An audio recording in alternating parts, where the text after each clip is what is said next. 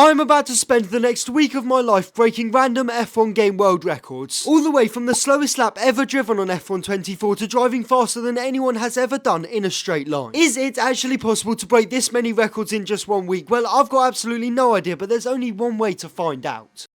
On Monday, for the first world record of this video that I'm going to try and break, is a no-rules F1 world record around the Sao Paulo Grand Prix track. I need to beat a lap time of a 1 minute 6.9, and this is not going to be easy. And for my first lap, I genuinely thought that it was going to be a complete disaster. However, it wasn't that bad, because as you just saw going through the first section of corners, I basically didn't make any mistakes. This was absolutely ideal, but I did not know how far away I was from the world record holder, because there's no way I'm scrolling all the way to find that. And for turn 4, once again, it was pretty much perfect. I took the Hamilton and Verstappen 2021 line on the exit of the corner to carry more speed, and I was absolutely flying. And it's now time for the triple right-hander. My plan was to take the first 2 corners flat out, which didn't exactly work because I couldn't actually keep the car going in a straight line. I mean, let's just stop the footage here because I'm 100 meters away from the apex. That is a right-hand corner and I'm turning left. Anyway, somehow after this, I still got very close to the apex of the corner, and then going through the long left-hander, I also had a very clean run, and I was just absolutely delighted with this lap, but it was not over just yet. And then going through the penultimate braking corner of the track, I didn't have an amazing run. However, I also didn't spin, so I can't complain. And for the final corner of the track, I was going to take another new racing line. If you've been watching F1 game content for a while now, or you're just trying to gain a little bit of time on the exit of the final corner in Brazil, you've probably seen this racing line before. And to be totally honest with you, in my personal opinion, I absolutely nailed this corner, and genuinely, I would not take it better in this entire video, and this lap put me just over 9/10 away from the world record. And because I hadn't bothered to scroll up to the world record time, I did not know this, but trust me, I was absolutely delighted. And of course, I'm not going to waste your time, but after this, I made 3 very quick improvements, which brought me within 2/10 of the record. However, you may have noticed that I haven't cut to a different lap, and that is because the lap that we are now on is not one you want to miss. Going through the first couple of corners that I always cut, I had another absolutely fantastic run, and by the time I reached the end of the first sector, I had gained 1/4 of a second, which was 6/100ths of a second more than I needed to complete this first challenge. And we're actually going to speed all the way up to the second to last braking corner on this lap, which is absolutely fine by me because I hadn't lost any time, and that is all that I needed to do. Going through this corner, I had a very good run, and I had now gained even more time, which brought me to over 3/10 up coming into the final corner, and this was where the whole of day 1 had come down to. Coming into the corner, I took an ideal line. However, on the exit, I had a slight snap of oversteer, and I genuinely thought that this was going to cost me an entire lap's worth of progress. But I was so fortunate as this did not happen. I must have just carried so much more speed going through the corner as I was still comfortably over 3/10 up, which I maintained until the end of the lap. In the end, I completed this challenge and broke the world record by 1.4 of a second, and that was day 1 done.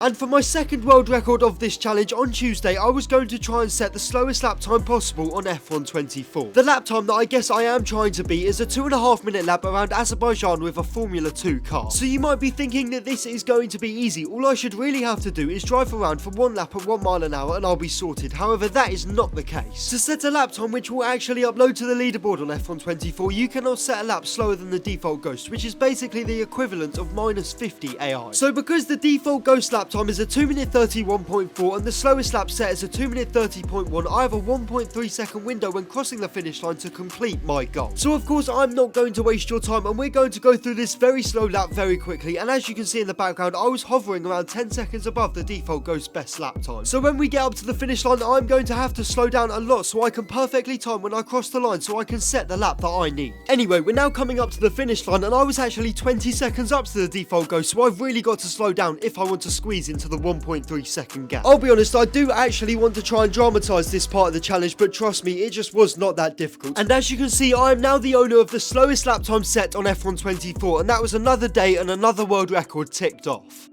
My third world record of the week was going to be one that for once has actually never been seen on my channel before. I'm going to try and beat an F1 2020 world record whilst using a 2024 F1 car. Well, usually this would not be possible as this generation of cars are just so slow compared to the 2020 ones. However, to combat this, I am using a level 1000 F1 world car. I have to try and beat a time of a 1 minute 28.151, and this is 4 seconds faster than my time trial personal best. And by the way, it is an entire second faster than the current time trial world record record on F1 24. Yeah, this is not going to be easy. So for this first lap, we're just going to go through the crucial parts, which are all of the turns and any mistakes that I make. Because unlike any of the no-rule world records, for once I am actually taking the corners how they are meant to be taken. And to be honest, the only real mistake that I actually made on this lap was out of the first corner in the final sector. However, I still managed to keep the car going in a straight line. And by the time we got to the finish line, I had set a lap time that was marginally over 3 seconds away from the goal, but I just knew that there was so much time to find. Unfortunately for me, I was finding that time. At the end of the middle sector on my second push lap of this challenge, I was 6 tenths up, and even with a slightly dodgy exit out of turn 13, I was still almost a second up to the delta. And as you can see in the background, I just would not stop making progress on this lap, because as we leave the final corner, I was now 1.3 seconds up, which is just a huge jump. And I was now within 1.7 seconds of Wednesday's world record. And the progress would not stop here, because on the penultimate lap of this short quali session, I made another 1.3 second improvement. I was now 4 tenths away from today's goal, and it was all going to come down to one final qualifying lap. And we are now on that lap. We're going around the triple right-hander over 4 tenths up, and this would be enough to complete the challenge. It's now time to go through the second to last corner, and well, yeah, I just completely bottled it. I even missed the apex out of the final corner, and I finished this lap just under half a tenth away from the world record. Obviously, I was disappointed with this, but you do get an unlimited amount of laps on time trial in the F1 game, and I was not going to give up here. And it's now time for my next final lap in the next qualifying session, and to complete the challenge, I now had to find 0.208 seconds to the delta. And going through turn 1, I started this lap very well, as coming into the S's section, I would have already gained half of what I needed to do from just one corner alone. And to be honest, for the first part of this winding section of corners, I actually lost all of the progress that I had made at turn 1. This was frustrating, however, I knew that there was time to find on the exit of turn 9. Unfortunately for me, I set myself up so well for a good run leaving turn 9, and by the time we got to turn 11, I'm going to be just over 3 tenths up. And we are going to be coming onto the long back straight with a lot of time in hand. However, this lap was all about to go downhill, as on the exit of turn 11, I had a horrible run, and coming into turn 12, I would only be 1.3 tenths up. And the situation did not improve in turn 12. In fact, it actually got worse. I missed the apex by a mile, and coming into the final sector, I was only a tenth up. This was going to have to be an absolutely exceptional final sector if I really wanted to break the world record on this lap. And the start of the final sector went very well. Leaving turn 15, even with a slight snap of oversteer, I kept the car going in a straight line. And I was now back to 4 tenths up, but I just had to not bottle it in the final 2 corners to maintain my gain to the delta. Through the second to last corner, I improved, and coming into the final corner, I was 8 tenths up, which I somehow managed to maintain, and therefore I had completed this challenge. Third day of the week done. Third world record of the week achieved, and this time by a comfortable margin.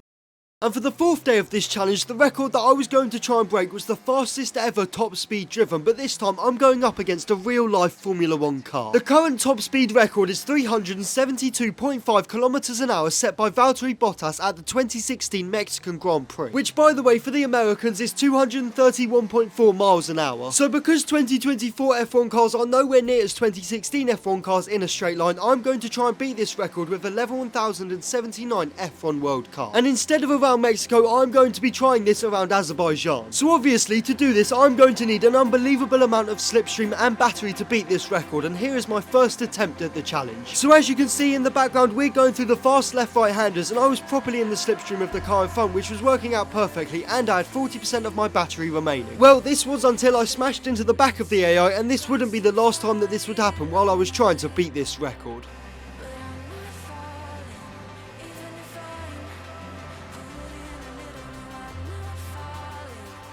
However, after about 400 flashbacks, I finally had a method that I thought worked. Take the line of least resistance around the final corner and get a slipstream all the way up to the end of the straight. This would mean that I can deploy my battery for the longest amount of time possible and have DRS and slipstream for the longest distance possible. And this worked out perfectly because as you can see, we're about to slow down this attempt because it gets so close.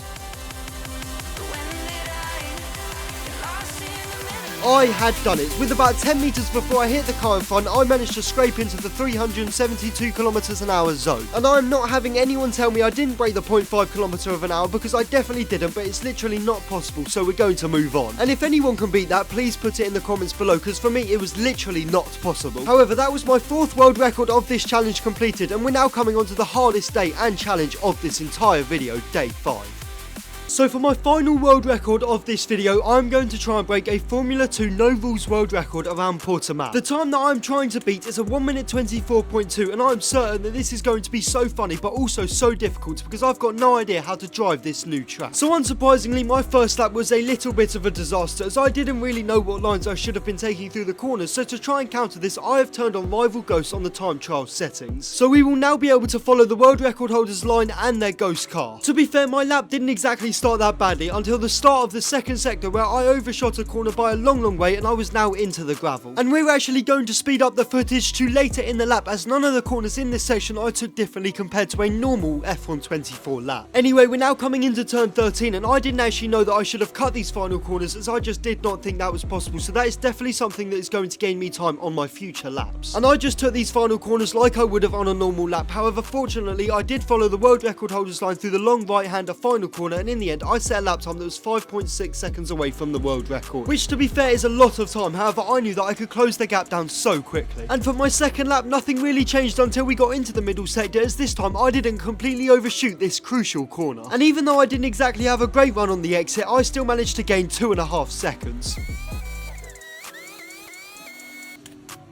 Once again, we're going through the normal corners, and coming into turn 10 and 11, I actually took a different line, which was the world record holders line. However, this actually cost me some time, so I will not be following it again. But one thing that I did obviously change on this lap was the line that I took going through the final corners, and to be honest, I actually think for a first lap, I did alright going through here. And in fairness, the flying method over the grass definitely did gain me some time, and I finished this lap with just over 3 seconds worth of progress. And not too long after this, I was about to make another improvement going through turn 10 and 11, because I wasn't going to go through the gravel this time. On the entry to turn 11, I was 6 tenths down, but by the time we get to the grass section of corners, I was going to be 1.2 seconds up. However, unfortunately, this was all about to go wrong, because going over the grass, I smashed into a barrier, which sent me so far offline, but this led to me having a better exit on the final straight. And somehow, I still managed to gain 1.8 seconds on this lap, and I was now under half a second away from completing this video. I knew that all I needed to do was make up for my mistake going over the grass, and I would have completed this video. However, the lap would still have to be so good.